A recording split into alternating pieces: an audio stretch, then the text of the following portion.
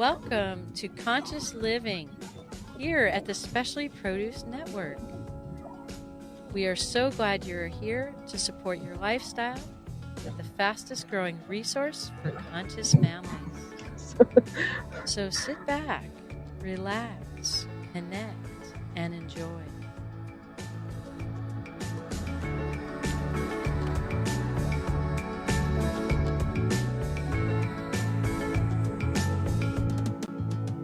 Hello, everyone.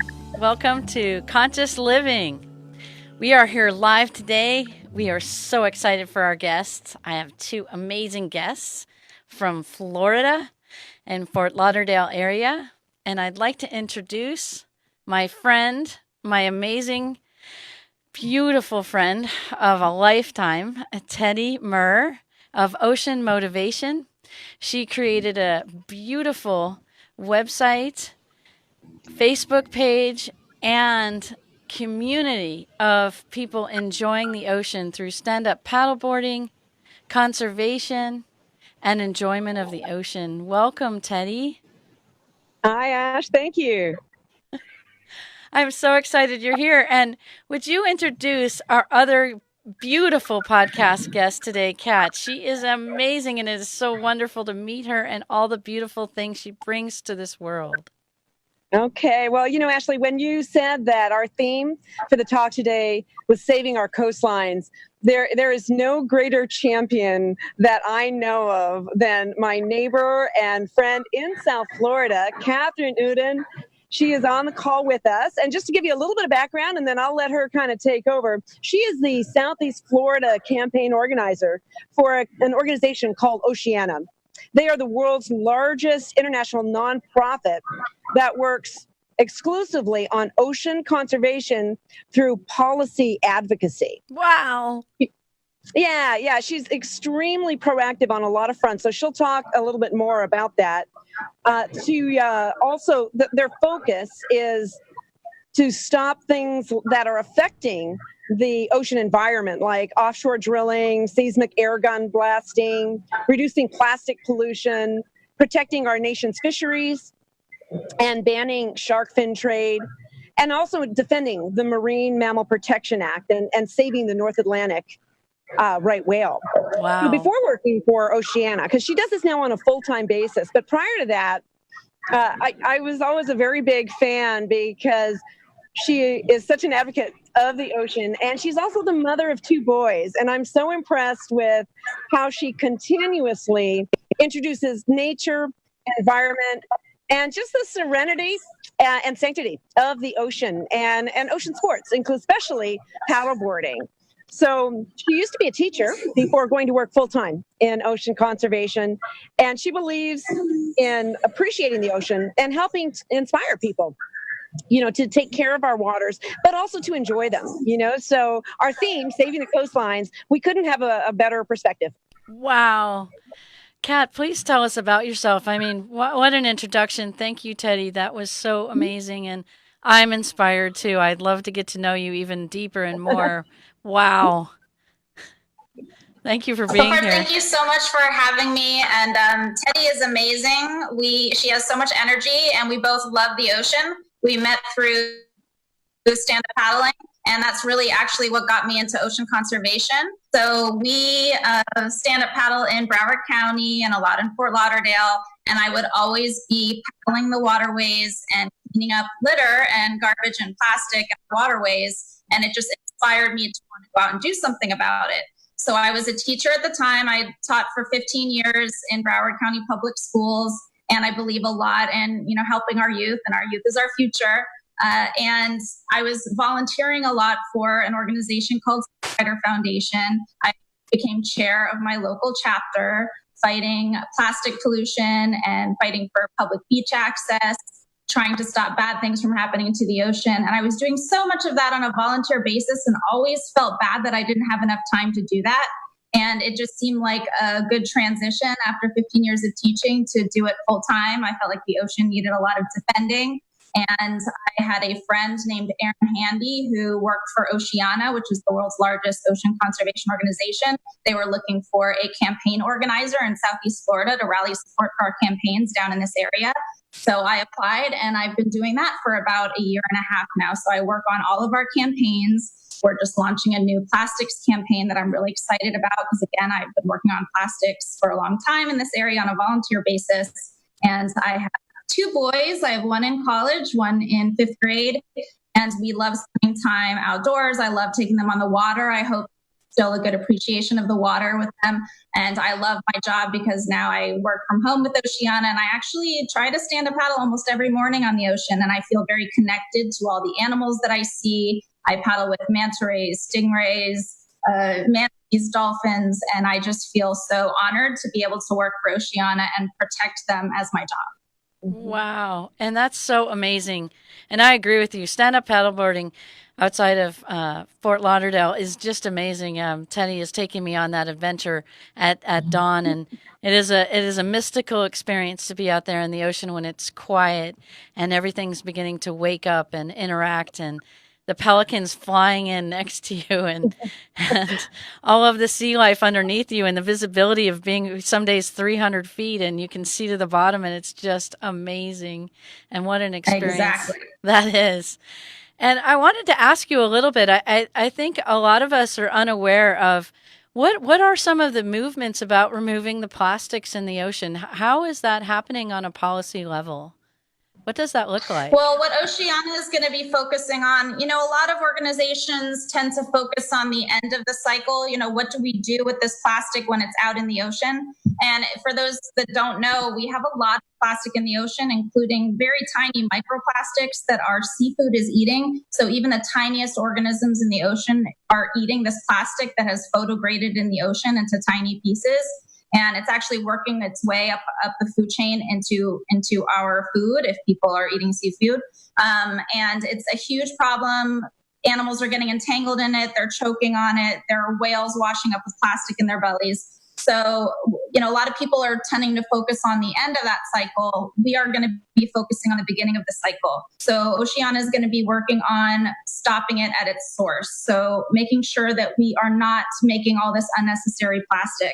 Plastic production is set to quadruple within the next, I think, before 2050. And the plastic production has gone out of control. We all know that it's bad from the time we extract it as fossil fuels. We produce it, we consume it, it's bad for our health.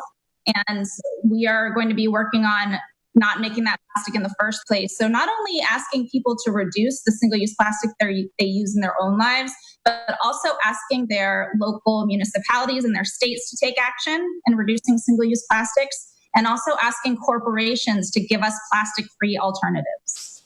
Wow.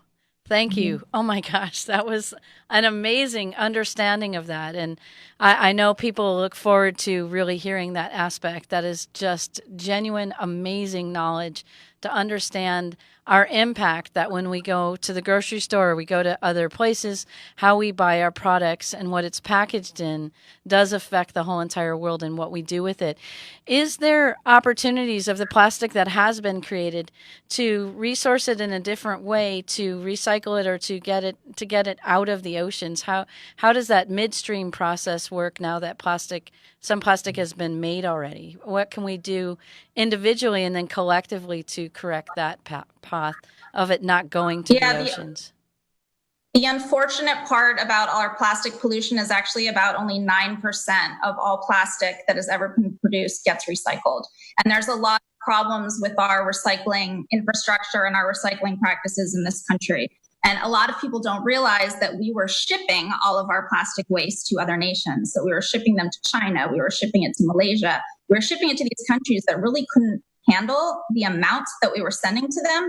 And what was happening was it was so contaminated because we have these single stream recycling facilities now where you put everything in the same bin. There are people that are putting not only things that don't belong there, but things that are dirty, and all that was being shipped. And once it's contaminated, it really does not get recycled. So if it's dirty, if it's mixed in with things that don't belong, it's not going to get recycled. And those countries were having a hard time getting rid of it. They were also dumping it in the ocean. So what China stopped doing, and it was end of last year, they said, no more, we're not going to take any more. So all of our recycling was getting backed up. Malaysia was shipping it back to us. So we are in a really tough spot with our recycling. We don't have the infrastructure to handle the amount of plastic waste we create. I know that Broward County, where I live, has terrible problems with this recycling. We don't even recycle glass. It all gets buried in the landfill. So very little of what we use gets recycled. And unfortunately, when you have that recycling, there's a lot of people that kind of get this warm, fuzzy feeling from putting things in the recycling bin, and they think it's not a problem if they use it because it's just going to get magically turned into something else, which most of the time it doesn't. So what we want to do is we really want to focus on the beginning of that cycle, asking corporations to give us plastic-free alternatives. It's very hard to avoid plastic. There's a lot of us that try to avoid it, and it's really difficult to avoid. Everything's packaged in plastic. So asking corporations to make a change, give us some plastic-free choices, asking restaurants to go plastic-free, flights to go plastic-free, and just making that switch to a less disposable society. So even asking places to offer us things that are reusable. That is so beautiful. Thank you for that understanding. Now it makes a lot more sense, right? Is to reduce our consumption at the point of purchase. And even exactly. On an individual level, I mean, I really applaud just the messaging that Kat puts out into the marketplace relative to not only the work she's doing, but the ways to put pressure at the largest sources, as you said, corporations, but also our government and advocacy and making sure that people are educated. I know I've seen you post messages before, Kat, and I don't just complain about it. Posting something on Twitter or Facebook is not going to be enough. We need to actually change the laws regarding it. And the role that we can play to speak to our councilmen, to speak to our congressmen, to really attack it at a broader scale with professionalism and perseverance.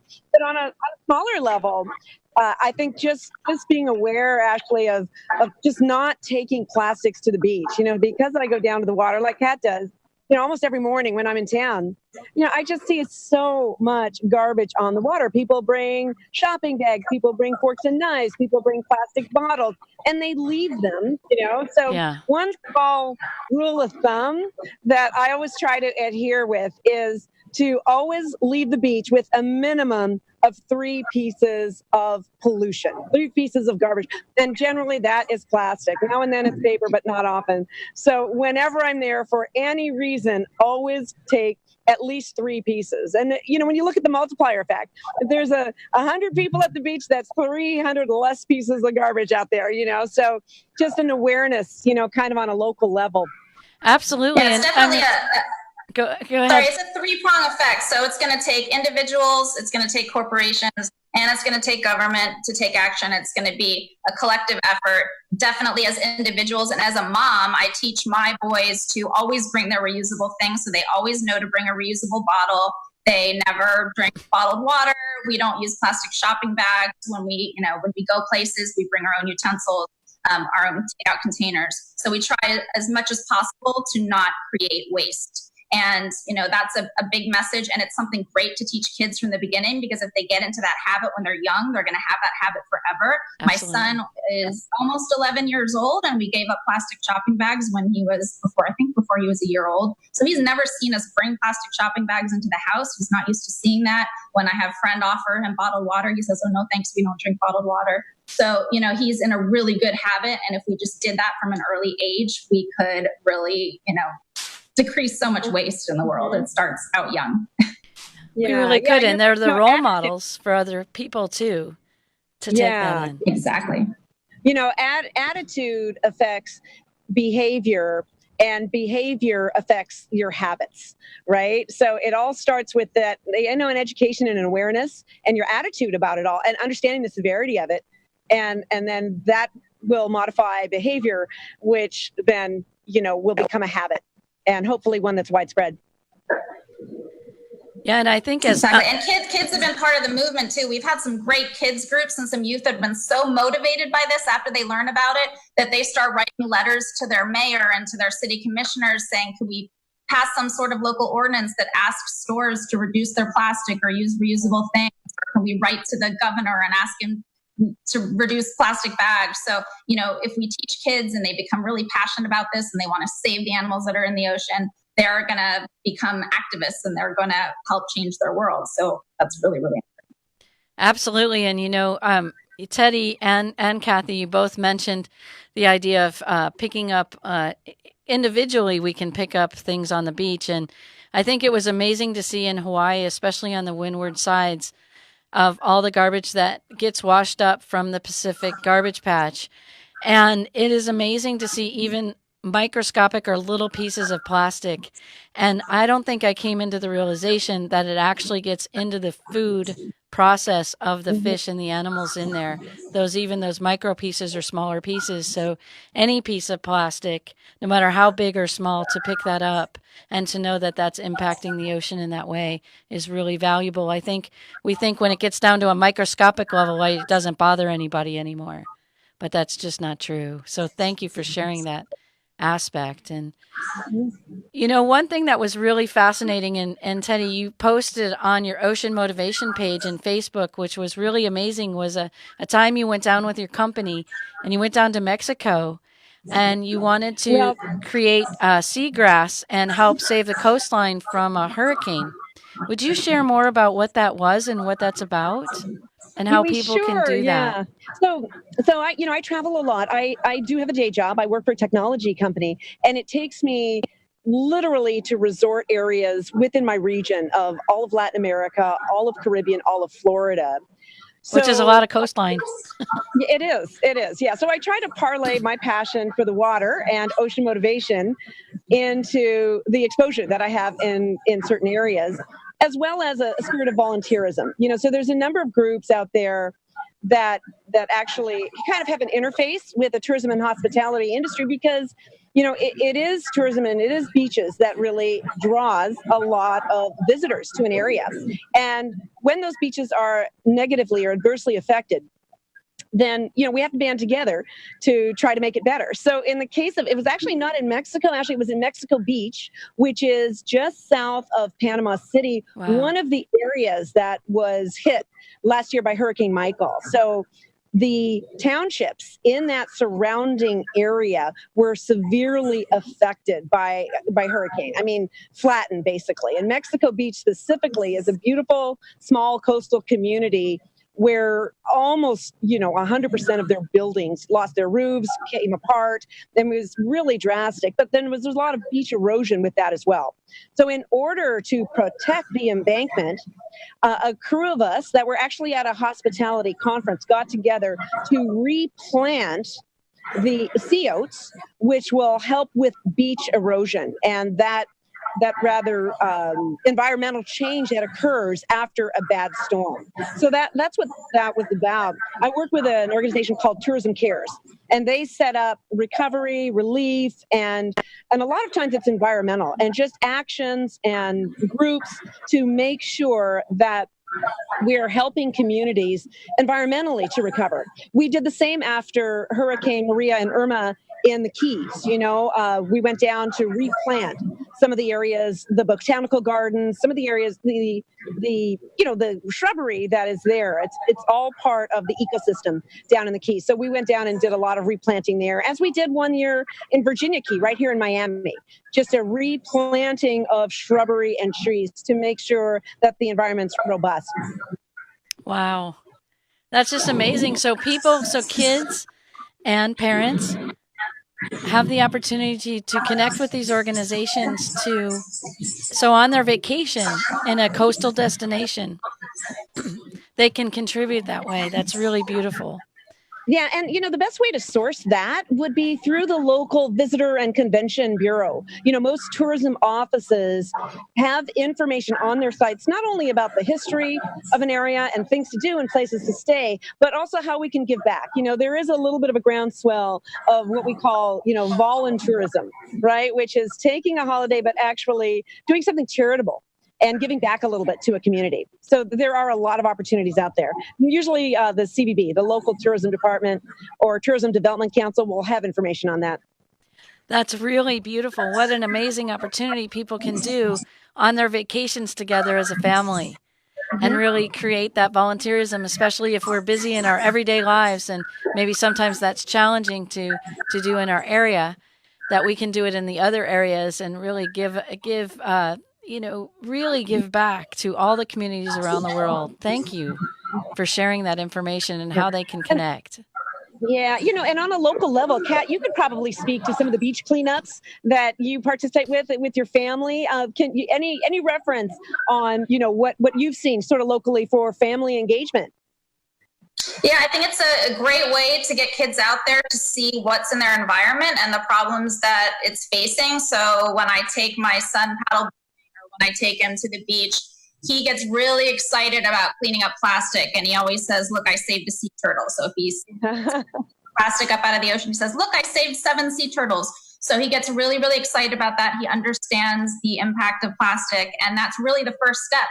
That was my gateway to activism, was doing cleanup. So that's a great way to get kids into it. And then hopefully they will take that one step further. Oh, that's so beautiful. Thank you all so much for sharing today and the ways that you shared, and knowing that we can clean up our messes by noticing what we're buying as a consumer and change those buying habits, and then how that impacts our environment from our buying habits. And then also knowing when we're on vacations, when we're in our communities and areas, we have the opportunity to volunteer. And like you said, Teddy and Kathy, we can connect to these tourism boards and other bureaus that can help us learn how to give back to the community that we're in. So beautiful in saving our coastlines and saving our oceans and really appreciating it. Thank you both so much for joining us today. Would you like to share anything with the audience before we complete our podcast today? I want to say thank you so much for having me, and Teddy for telling me about this podcast. Teddy is so wonderful, and we just love the ocean. Get your kids out into nature and get them appreciating what we have and what we need to protect. And if you want to find out more about Oceana in the United States, you could go to usa.oceana.org. Follow us on Facebook, Twitter, and Instagram, and learn about everything that we're doing. Wow. Yeah. And I would just like to really, once again, commend Kat, for all of the work that she's doing. She's truly a role model for us. And also just remind every listener that, you want to have a respect for the ocean, but not a fear of the ocean. And if we all work together to protect it and to enjoy it and to be sensible and educated, it's just going to be a better world all the way around. And that's why I have Ocean Motivation. My mantra is be empowered. And that means empowered to try new things. It means empowered to overcome any fears or intimidations you might have, and also empowered to make a difference. Absolutely. Everyone, go out, enjoy the ocean, and be a part of our world to making it the place we choose to create every day. Thank you all. Okay. Aloha. Thanks. Aloha. Aloha.